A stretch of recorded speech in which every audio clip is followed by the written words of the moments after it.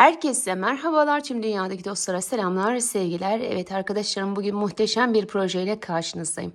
Görmüş olduğunuz gibi harika bir çalışma. Çok güzel oldu gerçekten de. Videonun içerisinde ip ve tığ bilgilerini verdim. Fakat şöyle yine ipin dokusunu yakından bir göstermek istiyorum sizlere. Kadife iplerle yaptım bu çalışmayı. Şimdi ne kadar ip kullandım ve ölçüsü ne kadar onu vermek istiyorum sizlere. Önce bir ölçüsünü vereyim arkadaşlarım.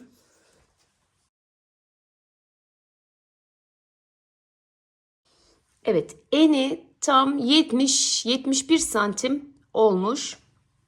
Boyu ise evet arkadaşlarım, boyu 102-103 santim aralığında boyu olmuş. Şimdi ben bunu ne yaptım? Bu rahatlıkla şu anda bu ölçüyle bir bebek battaniyesi olabilir. Bundan her türlü çalışmayı yapabilirsiniz. Çok güzel etol şal olur arkadaşlarım. Bluzlar olur, hırka olur, yatak örtüsü olur, bebek battaniyesi, TV battaniyesi, yani ne isterseniz yapabileceğiniz çok güzel bir proje gerçekten de. Ben buna başladığımda annem benden seccade istemişti namaz kılmak için üzerine. Ben bunu ona seccade yaptım arkadaşlarım. Annem bunun üzerine namaz kılacak. Hatta yakında Umre'ye gidiyorlar. Ramazan Umre'sine bunu Umre'ye götürecek. O mübarek topraklarda bunun üzerine namaz kılacak. Evet. Gördüğünüz gibi gerçekten çok güzel oldu. Ben videonun içerisinde bütün ayrıntıları sizlerle paylaştım. Tığ numarası, iplerin markası hepsini gösterdim arkadaşlarım. Burada şimdi projeyi bitirdiğim için kaç tane ip kullandım onu söylemek istiyorum. Şimdi şu iplik bakın 2 taneden sadece bu kaldı. Dolayısıyla 2 tane bundan diyelim. 2 tane beyazdan 4. Bir tane koyu kahveden kullandım 5. 3 tane de açık kahveden kullandım 8. Yani toplamda 8 tane, yani 800 gram iplik gitti. Ben videonun içerisinde kafes yapımından zincirlerin takımına, kenar yapımına, her şeyini, tüm detaylarını sizlerle paylaştım. Umarım faydalı bir video olmuştur. Beğendiyseniz beğen butonuna basmayı, yorum yapmayı, paylaşmayı da unutmayın lütfen. Hazırsanız başlayalım. Şimdi bu çalışmayı yaparken 4 farklı renk kullandım. Şimdi ilk önce kafes kısımlarını bitirdim ve renk bakın 5 sıra beyaz, 5 sıra üzerine sarı, 5 kahverengi, 5 beyaz, 5 sarı, kahverengi, beyaz, sarı, kahve, beyaz, sarı, kahve derken bu şekilde tam 16 sıra. Her biri beşer sıradan oluşan 16 sıra arkadaşlarım. 16 çarpı 5 kafes olarak söylüyorum. Kafes olarak 5'in katları şeklinde kafeslerinizi yapacaksınız. Şimdi burada ben toplamda baştan sona kadar 50 tane kafes var arkadaşlarım. 55 tane kafes de olmuş olsaydı aslında şu sondaki kısım, yani kahve kısmı da sona eklerdim. Görüntü daha güzel olabilirdi. Fakat 50 tane kafes, renk dizilimi bu şekilde oldu. Bakın üzerine yapacağımız zincirlerde 5 tane kahve, 5 beyaz, 5 kahve, sarı, tekrar kahve, beyaz, kahve, sarı, tekrar kahve ve beyaz. Evet, gördüğünüz gibi renk dağılımı da bu şekilde oldu. Yani şuradaki kahveyi her rengin arasına yerleştirdim. Bakın kahve ile başladım. Beyaz kahve, sarı kahve, beyaz kahve, sarı kahve, beyaz şeklinde ayarladım. Bu şekilde bir görüntü ortaya çıkmış oldu. Evet arkadaşlarım, şöyle göstermek istiyorum. Dediğim gibi şu kısımlar 16 sıra. Yani bizim 16 sıramız toplamda neredeyse 103 santime denk gelmiş diyebiliriz. Evet arkadaşlarım, bakın kafes kısmını ben bitirdim. Gördüğünüz gibi bakın her renkten beşer beşer ördüm. 3 renk ördüm. Hardal sarısı, kahverengi, koyu kahve ve krem rengi sırasıyla bakın Bu şekilde renklerimizi ayarlayabiliriz. Şimdi kullanmış olduğum iplerimin şöyle daha önce almışım. Elimde var olan iplerden arkadaşlarım, şu şekilde özelliklerini de göstereyim sizlere. İstediğiniz her türlü kadife ipi kullanabilirsiniz. Evet arkadaşlarım, iplerimi gösterdikten sonra tığ numarasını da sizlerle paylaşayım. Kafes kısmını 4,5 milimle yaptım. Şimdi ben size bir kafes nasıl yapılır, İlk defa örgüye başlayan arkadaşlarımız için şöyle çok küçük bir parça göstereyim. Şimdi şöyle kullandığım ipler zaten az kaldığı için onları kullanmıyorum arkadaşlarım. Farklı bir renkle. Mesela kaç santim yapacaksanız o kadar zincirinizi çekin. Ben toplam 50 tane kafes yaptım arkadaşlarım, bakın. Şunlardan yan yana 50 tane kafes yaptım. Videonun başında ölçüsünü size verdim. Şu an ben hiç ölçmedim, bilmiyorum.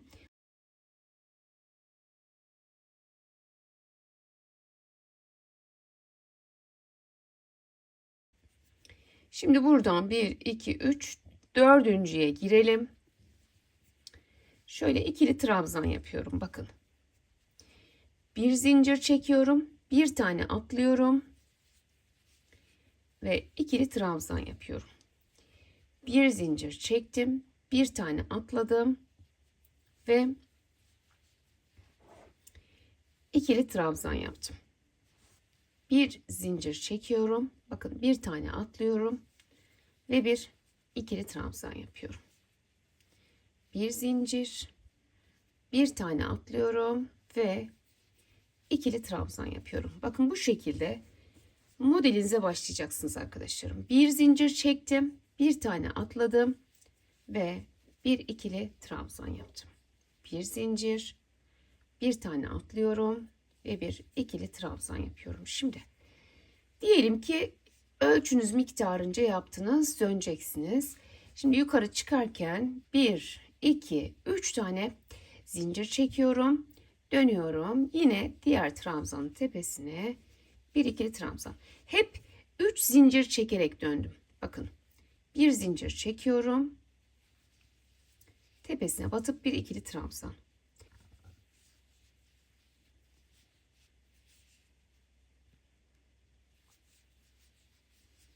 Evet, sona kadar geldim. Şimdi burada yine bir zincirimi çekiyorum. Şuradan bir tane atlıyorum. İkinciye gelip şöyle, bakın, burayı da yapıyorum. Tekrar 3 zincir çekiyorum. 1, 2, 3, dönüyorum. Aynı şekilde trabzanların tepesine batarak kafesimi oluşturuyorum. Şimdi her rengi ben, bakın, 5 sıra yaptım. Şimdi bundan 2 sıra yaptık. 3 sıra daha yaptıktan sonra diğer renge geçeceğiz. Şimdi ben size şu çalışmamın üzerinde diğer renge nasıl geçilir onu da göstermek istiyorum arkadaşlarım. Şimdi ben sarıdan kreme geçecektim. Onu sizlerle paylaşacağım. İpi nasıl kaybettiğimizi de göstermek istiyorum. Şöyle en son trabzanın, şöyle göstereyim. Bir zincirimi çektim. Şuradan bir atladım. Geliyorum. Bak, 2 tane bıraktım. Şimdi krem ipime geçmem lazım renk sırama göre. Şöyle burada bunu sabitledim. Bakın, burada geçirdim. Şimdi şurayı sıkıştıralım arkadaşlarım. Bol kalmasın burası. Şimdi şurada 3 zincir çekiyorduk ya, bakın. 1, şu ipi de arada götürüyorum. 2, bir de şöyle 3. Çeviriyorum. Şimdi bunu bu şekilde yaptıktan sonra şuradaki ipleri kestim. Ve şöyle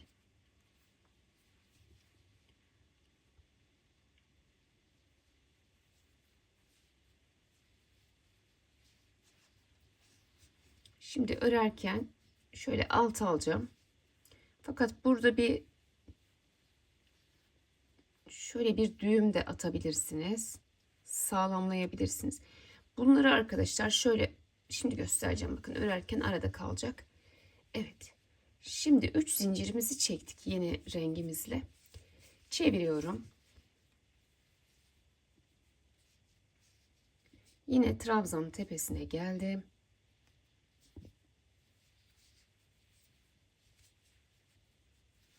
Zincir takacağımız zaman bu ipler görünmez. Merak etmeyin. Aralarında kısacık kesmeyin. Böyle yürütün. Hiç sorun değil. Hiç görünmeyecek çünkü. Bakın diğerini de hemen alta aldım. Buraya. Yine sağlamlamış oldum. Tekrar bir zincir. Trabzanın tepesine şu ipi yine getiriyorum. Burada bir tekrar ipin arasına almış oluyorum. Gördüğünüz gibi aynı şekilde devam ediyorum. Bir zincir, bir ikili trabzan, bir zincir, bir ikili trabzan. Şimdi gördüğünüz gibi bakın beyaz renkle başlamıştım. Şuradan başlamıştım. 1, 2, 3, 4, 5. Sonra kahveye geçtim. 1, 2, 3, 4, 5. Sarı 1, 2, 3, 4, 5. Tekrar krem, kahve, sarı. Hepsi 5'er sıra olacak şekilde yaptım. Ne yapacaksanız şal yapacaksınızdır, paspas yapacaksınızdır.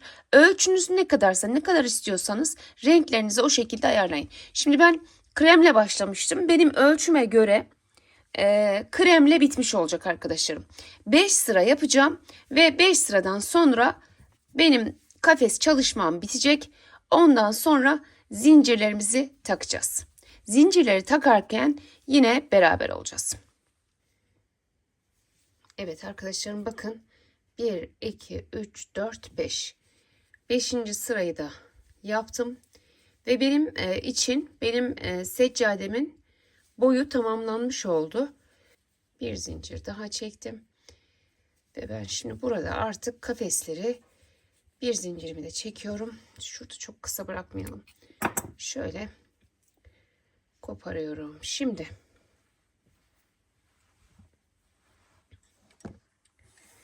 şöyle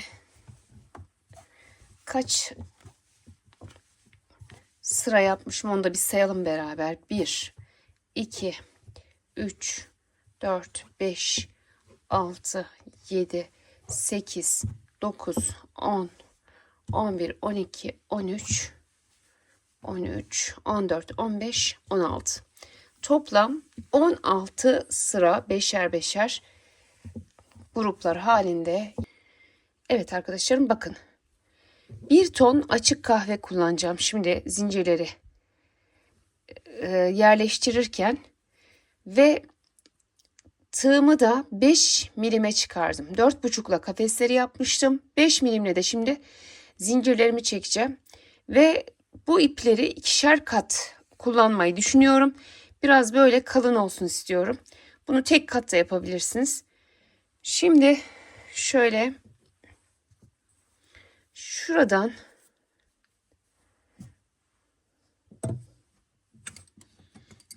şimdi şuraya eklerken ince bir tığ kullanalım.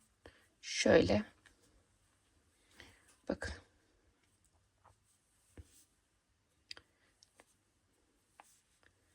Şöyle ince bir tığla takalım. Daha sonra 5 milimlik tığımızı takıp şimdi burada bunu bu şekilde yaptıktan sonra şunları da yine aralarda kaybedeceğim arkadaşlar. Kesmeyelim. Yine aralara çekelim bunları. Bakın. Şöyle ileri doğru çekelim. Şimdi ben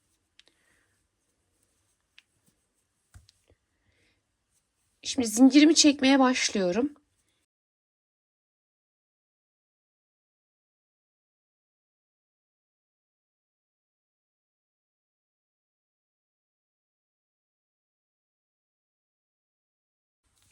Bu zincirimi bir takacağım. Şurayı uzatıyorum. Şu kısmını. Koparmadan bir deneyeceğim arkadaşlar. Yani ölçü çıkaracağım ki ipimiz israf olmasın. Tam böyle istediğimiz ölçüde iplerimizi keselim.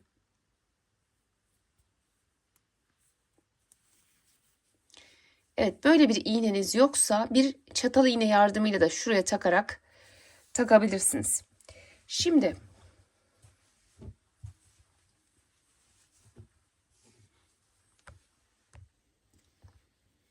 şöyle bakın. Şimdi burada yine zincirlerimizi bir alttan bir üstten şeklinde yerleştireceğiz arkadaşlarım. Şöyle başlıyorum ben şu anda. Bakın şöyle üstten başlıyorum. Böyle tek tek bir alttan bir üstten, bir alttan bir üstten şeklinde.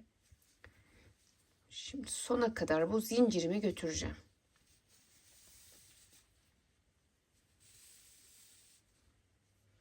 Bakın ipi özellikle koparmadım. İp benimle birlikte geliyor yukarı doğru ki eksik kalırsa çekebilmek için, fazla kalırsa da sökebilmek için arkadaşlar, ki ona göre bir ölçü çıkaracağım. Evet, burada bu zincirleri, kafesleri kesinlikle atlamadan, bir altından bir üstünden, hiçbir kafesi atlamadan ilerlememiz lazım.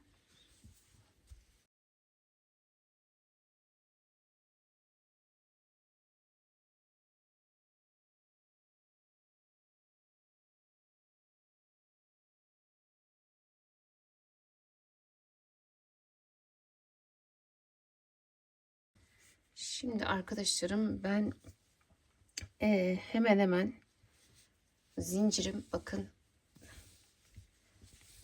yeterli oldu, ama şöyle elimizle iyice bir hani kasmasın yerleştirmemiz lazım. Şöyle şu biraz bakın eksik kaldı. Tekrar ne yapıyorum burada? İşte ipimi bu yüzden koparmadım. Şöyle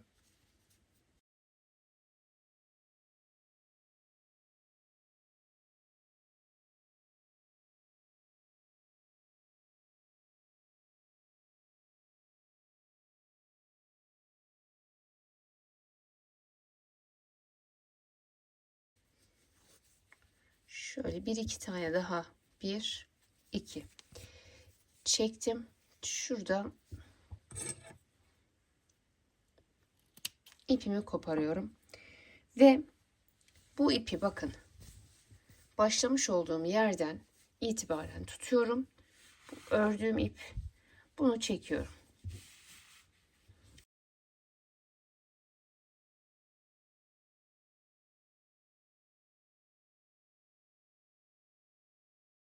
İpi çıkardım. Sadece şu anda zincirimiz kaldı bakın. Şimdi şurayı da dediğim gibi ince bir tığ alalım. Şimdi ben bunun kenarlarına kenar da öreceğim. O zaman da kaybolur. Ama böyle aynı ipin içerisinde bunu kaybedebilirsiniz. Biraz daha uzun da bırakabilirsiniz arkadaşlarım. Ki tamamen hani şuralara kadar da kaybedebilirsiniz. Evet. Bu şekilde başlangıç. Tekrar şöyle bir elimle bakacağım.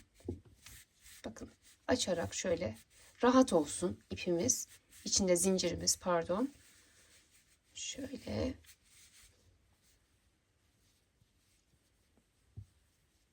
bakın şurayı da, yani 1 metre 20 santim 25 santim neredeyse zannediyorum çekmem lazım.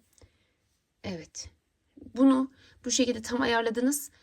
Birinci de zinciri çıkarıp bir ölçüp daha sonraları o ölçüyü de kullanabilirsiniz arkadaşlar. Bunu hiç buraya şimdi monte etmeden bir ölçü unsuru olarak bunu kullanabiliriz aslında. Buradan çıkartıp tekrar bununla da ölçebiliriz.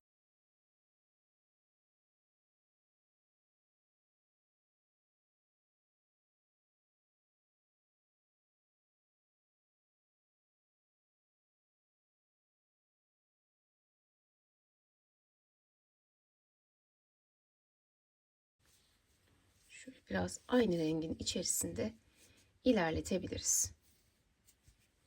Evet, burada hemen şöyle kesebiliriz. Kaybedebiliriz burada. Bir kez daha başlayalım. Yine 2 kat şeklinde biraz daha uzun yapalım ki ipi yürütelim. Şöyle. Şimdi şuradan tekrar bağlayalım. Buraya tekrar bağlayalım.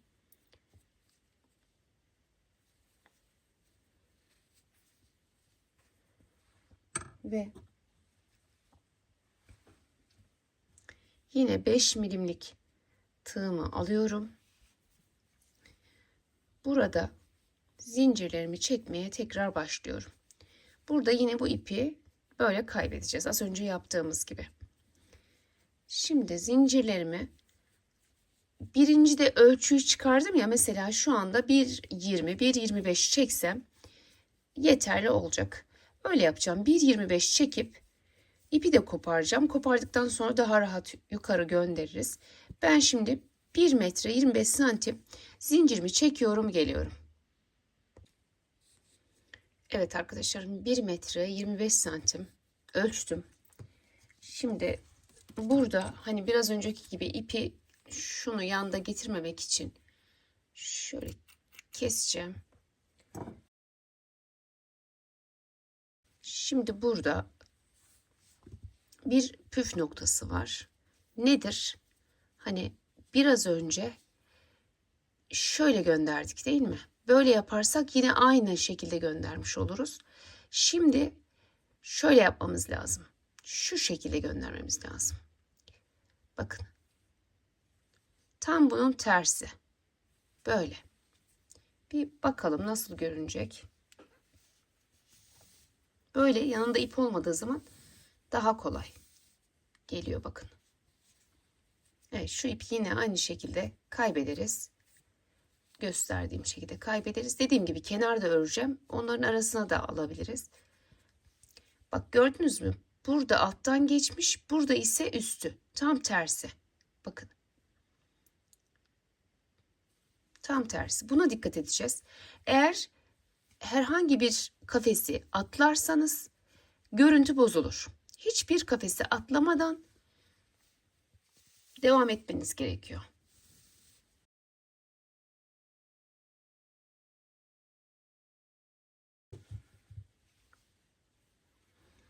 Evet, atlayıp atlamadığınızı bakın ileride böyle anlarsınız. Gördünüz mü? Hala görüntü burada üstte, burada alttan geçmiş.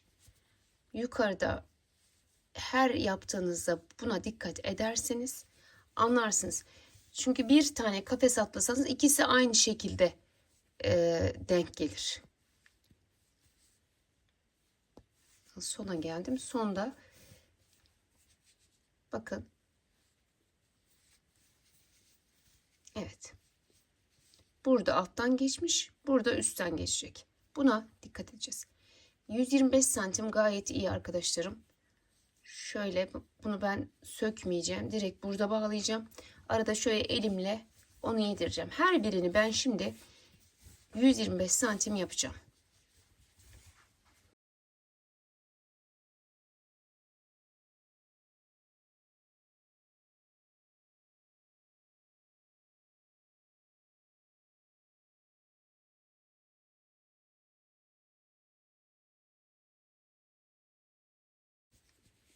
Bir alttan bir üstten şeklinde ipliğimizi götüreceğiz. Şimdi üçüncüyü de yine beraber takalım. Evet, yine ince tığımla her rengi 5 kez götüreceğiz arkadaşlar. 5 sıra. Bu size kalmış. Siz 6-6 da yapabilirsiniz. 7-7 de yapabilirsiniz. O zaman kareleriniz büyür. Evet. Şöyle yine buraya geliyorum.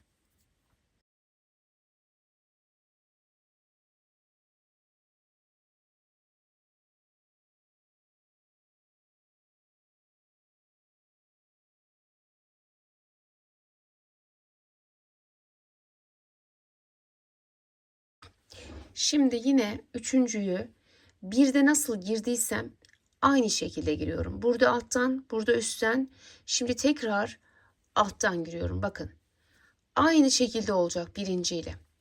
Bundan sonra dördüncü de ikinci gibi olacak. Hep buna dikkat edeceğiz. Birinde alttan gönderiyorsak diğerinde üstten. Alttan, üstten, alttan, üstten. Hep bu şekilde yapacağız. Şimdi bakın.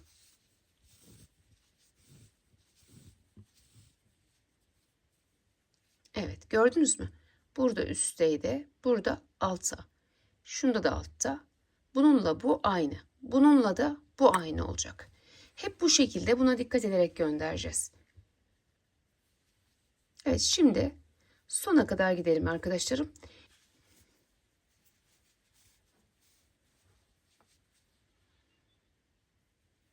Evet, şu beyaz kısımda şimdi sağlama yapacağım. Bakın, gördünüz mü? Şurayla şurası aynı şekilde. Şurada ise alttan. Evet, şimdi bunun yan tarafı da yine bunun gibi olacak. Bir alttan bir üstten göndereceğiz. Evet. Güzel. Tam olmuş. Çok güzel arkadaşlarım. Yani benim ölçüm belli oldu. 125 santim zincir çekmem gerekiyor. Şurada bir iki tane ekleyeceğim. O da var zaten, ucunda biraz uzun kesmiştim. Dolayısıyla da rahatlıkla yetti.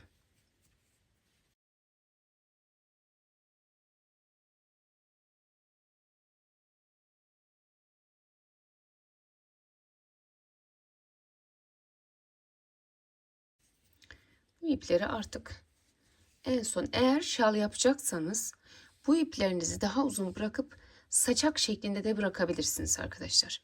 Şimdi bizim bu şal olmayacak, seccade olacak. Seccadede de aslında bırakılabilir. Şöyle küçük bir kenarda saçak olabilir. Şimdi arkadaşlarım yine dördüncüyü de bakın buraya sabitledim. 125 santim çektim zincirime. Şimdi aynen şunun gibi bir görüntü olması gerekiyor. Dolayısıyla bakın burada alttan girmişiz. Burada ise şöyle girmemiz lazım. Şu şekilde. Ki şöyle bakalım.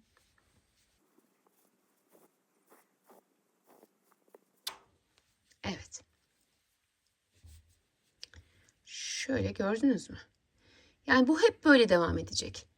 Birinde alttan birinde üstten şeklinde hep yerleştireceğiz. Şimdi ben bunu sona kadar yapacağım. Beşinciyi de yapalım. Renk değişimini tekrar göstereyim. Daha sonra tamamını yapalım. Şimdi arkadaşlarım bakın. 1, 2, 3, 4, 5. 5 sıra kahveyle gittim. Şimdi beyazla gidiyorum. Burada başlarken yine şuraya sabitledim. Şöyle bir hani zincir çekiyoruz ya. Şurayı zincirimizin arasında da kaybedebiliriz. Bakın sonradan uğraşmamak için başladığımız kısmı şöyle çok daha iyi olacaktır. Bir daha uğraşmazsınız. Bakın şu şekilde zincirimizin arasında başlarken kaybederiz. Evet, sadece sondakiyle uğraşırız. Bakın tertemiz oldu. Şuraları bırakmıştım ya, hiç böyle bırakmaya gerek yok. Zincirin arasına alıverelim arkadaşlar. Şimdi tekrar beyazı 125 santim kadar çekiyorum ve geliyorum. Evet, bunu da 125 santim çektim. Şimdi şöyle 1, 2, 3, 4, 5. Evet, şimdi ise bakın arkadaşlarım nasıl olacak? Şu şekilde. Şuradan giriyoruz. Alttan. Yine bakın bu alttaysa bu yandaki üstte olacak şekilde bir alttan bir üstten.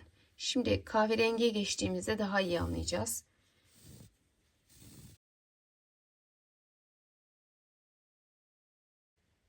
Burada kahve alttaysa yandaki üstte. Burası anlaşıldı zannediyorum. Buradan girerken bir alttan bir üstten şeklinde. Şimdi ben 5 sırada beyazla yapacağım. Sonra tekrar 5 sıra kahve. Sonra 5 sıra sarı. Sonra kahve tekrar. Sonra beyaz. Yani kahveyi bu iki rengin arasına her sıraya koyacağım arkadaşlarım. Zaten siz Biraz ilerisini izlerseniz göreceksiniz. Bu şekilde beşer beşer renklerimizi yerleştirelim ve daha sonra görüşelim. Evet arkadaşlarım, ben bitirdim. Bakın. Şöyle şuradan başlamıştık. Şimdi size hani başlarken zinciri nasıl kaybedeceğinizi göstermiştim. Hani örerken ipleri zincirin arasında yürütün demiştim. Şimdi burası da bitiş kısmı. Buraları da bir örnek göstermek istiyorum size. Evet arkadaşlarım, şöyle bakın.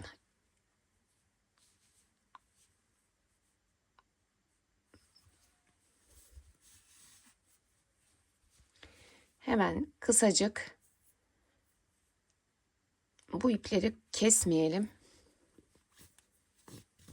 Şöyle aynı rengin arasından yürütelim. Bakın hiç belli bile değil. Biraz da burada yürüttükten sonra burada kesebiliriz.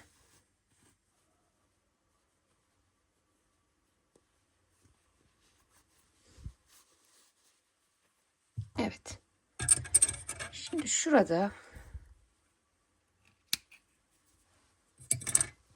bakın gördüğünüz gibi kaybetmiş olduk arkadaşlarım. Şöyle. Evet arkadaşlarım, iplerimizi de bu şekilde kaybetmeyi gösterdim. Şimdi çevresine şu renkle, elimde zaten en fazla kalan şu anda iplik bu. Bu renkle tüm çevresine bir kenar yapacağım arkadaşlarım. Şöyle yine 4,5 milimlik tığ, yine 4,5 milimlik tığımı aldım. Şöyle şuradan köşeden başlıyorum.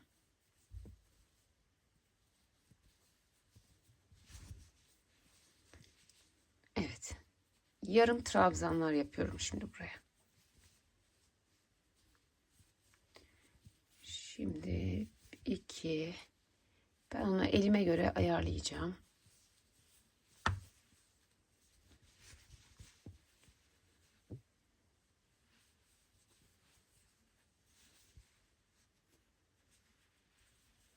Böyle tüm çevresini yarım trabzanlarla çevireceğim. Evet arkadaşlarım, bakın ben köşeye kadar geldim. Şimdi burada şunu söylemek istiyorum size. Kendime göre bir ölçü çıkardım şu anda. Şu iki kafesin içerisine 3 tane yarım trabzan yaparak devam ettim. Bakın 1, 2, 3. Bu şekilde iyi oldu. Bakın tekrar buraya geçiyorum. 1, 2 ve 3. Yani 2 tane kafesin içine 3 tane yarım trabzan yapmış oldum. Sizler yine bunu elinize göre ayarlarsınız. 1, 2. Şimdi tam köşedeyim, bakın 2 tane yaptım. 3, bir tane daha yapıyorum. Ve bu tarafa doğru döndüm.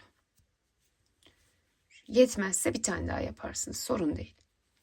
Şimdi aynı şekilde devam edelim. Yarım trabzanlar yaparak ilerliyorum. Dediğim gibi 2 tane kafesin içine 3 yarım trabzan gelecek şekilde bana iyi oldu. Bu şekilde devam edelim. Evet, başladığım yere kadar geldim. Şuraya bir tane daha yapalım. Şimdi burada üzerine bir sıra daha gideceğim arkadaşlarım ben. Şöyle bir zincir çekip her birinin içerisine girecek şekilde tekrar bir sıra daha yarım trabzan yapacağım. Yine köşeleri dönerken aynı yere 3 tane batarak dönebiliriz. Evet arkadaşlarım, bakın ikinci sıraya devam ediyorum. Şimdi köşeyi bir göstereyim, içim rahat etmedi. Yine köşede Şöyle tam ortaya girin. 1 2 3 3 taneyle yine döndüm. Bakın. Yetmezse 4 yaparsınız. Elinize göre ayarlarsınız. Şöyle her birinin içerisine giriyorum. Alt kısım mesela geniş olduysa burada birer atlayıp bazı yerlerde dengeleme de yapabilirsiniz ikinci sırada. Evet, köşe bakın bu şekilde gayet güzel arkadaşlar.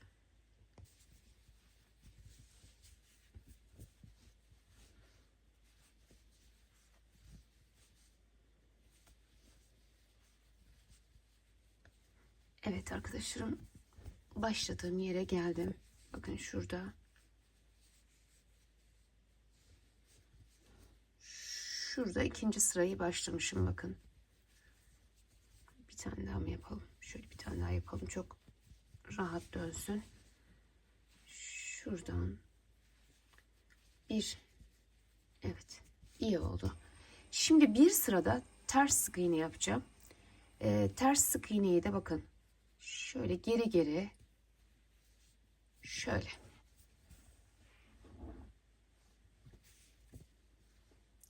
Her bir sık iğnenin tepesine bakın ters ters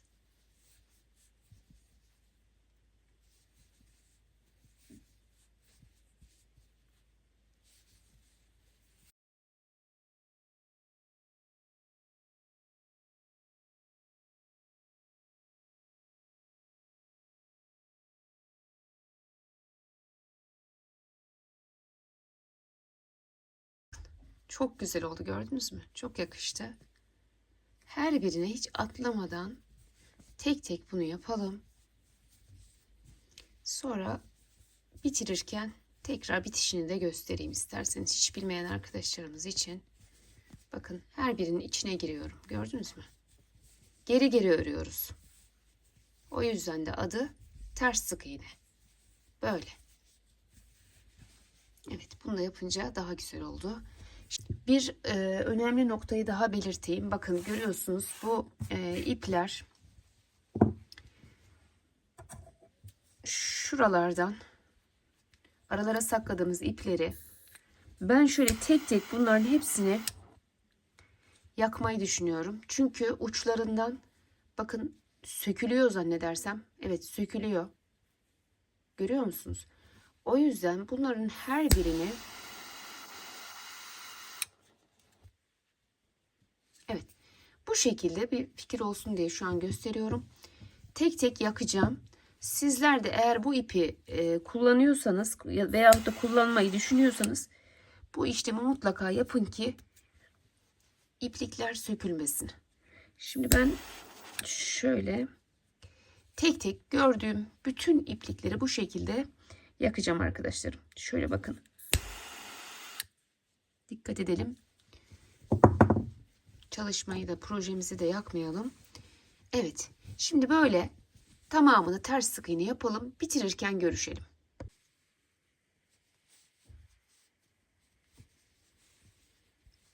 Evet arkadaşlarım, tüm çevresini bitirdim. Başlamış olduğumuz yere geldik. Bakın. Şöyle şurada başlamıştık. Burada da yine kısa kesmeyin ipinizi. Biraz şöyle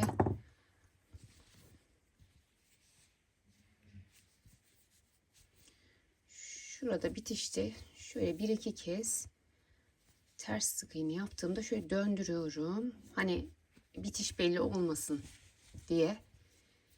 Daha sonra bu ipi yine şöyle aralarda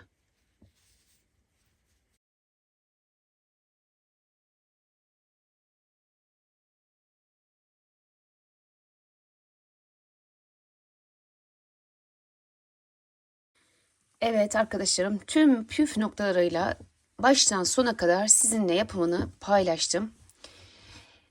Umarım videom anlaşılır olmuştur. Beni izlediğiniz için çok teşekkür ediyorum.